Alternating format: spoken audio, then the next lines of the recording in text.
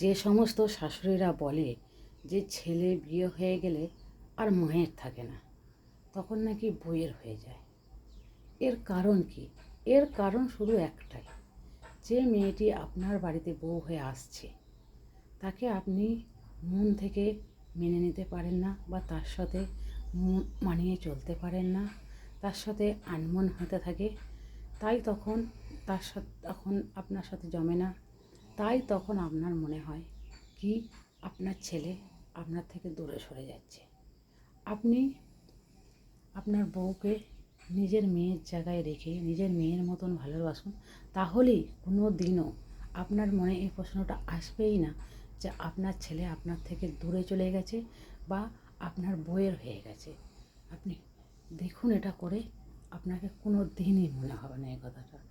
আমার ভিডিওটি ভালো লাগলে কমেন্ট বা শেয়ার করে আমাকে জানাবেন।